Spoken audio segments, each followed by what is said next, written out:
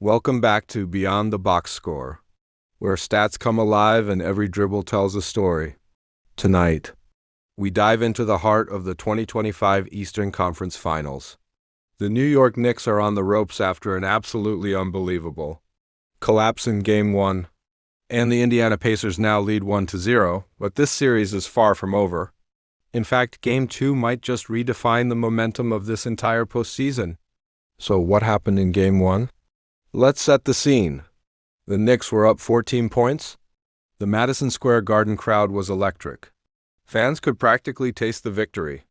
But with less than 3 minutes left on the clock, everything unraveled. Aaron Nesmith caught fire, draining 6 three-pointers in the fourth quarter alone. Tyrese Haliburton, playing through a nagging back injury, hit the clutch shot that tied the game with just seconds left.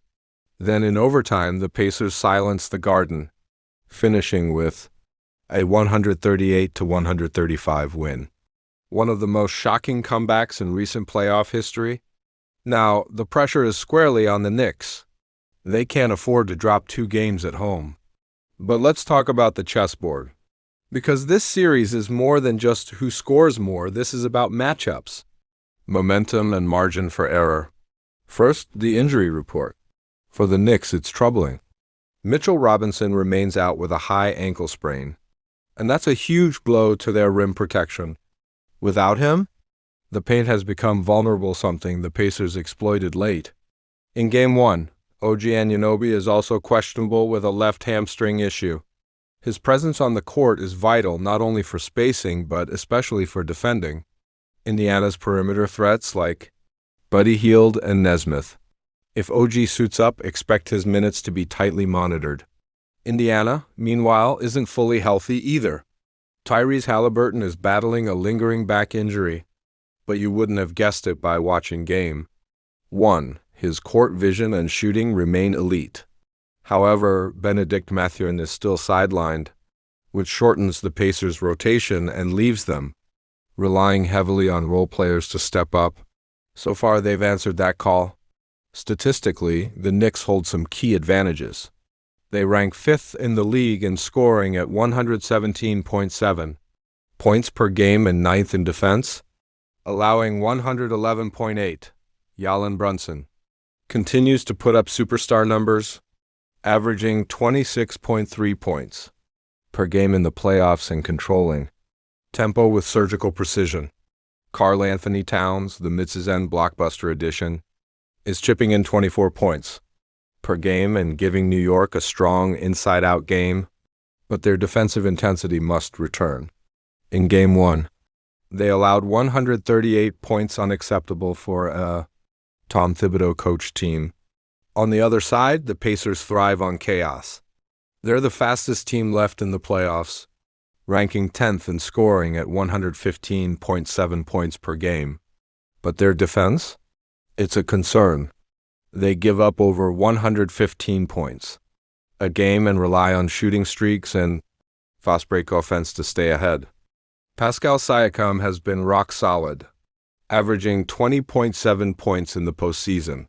Miles Turner has stepped up on both ends, particularly in stretches where the Knicks try to collapse the lane.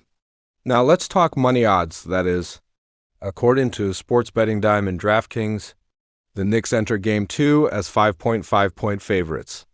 That's a big line considering they just blew a double-digit lead. Vegas clearly expects a bounce back. Prop bets to watch include Jalen Brunson's over/under at 36.5 points and Pascal Siakam S at 19.5. Turner sits at 17.5. These numbers suggest the bookmakers anticipate a high-scoring game yet again, but maybe not another 270-point marathon. And we agree. Expect intensity early from the Knicks. They're angry, wounded, and playing with their backs against the wall. Thibodeau will demand a better defensive performance.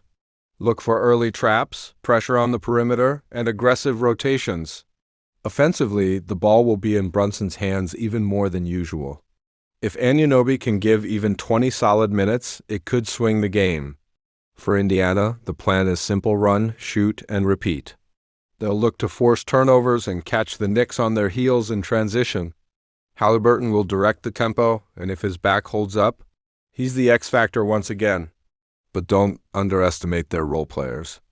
Nesmith, Hield, and TJ McConnell have shown they're not afraid of the moment. They'll need to hit shots, especially if the Knicks tighten things up defensively. So how does it all end? We expect a bounce back from New York. Game 2 will be a battle. But desperation breeds intensity. And with the crowd behind them and pride on the line, the Knicks should have the edge. It won't be easy, and it won't be pretty. But expect the defense to lock in, the stars to shine, and the series to even out. Final prediction: Knicks 118, Pacers 112. This series is just heating up, and if you thought Game 1 was wild, buckle up. Game 2 is going to be a war, and the Knicks aren't going down without a fight. That's it for this preview on Beyond the Box Score. Drop your score predictions in the comments. And let us know, do the Knicks bounce back? Or are the Pacers on the verge of a Cinderella run to the finals? If you're new here, hit that subscribe button. We break down every play, every stat, and every storyline that matters beyond the box score. We'll see you after the final buzzer.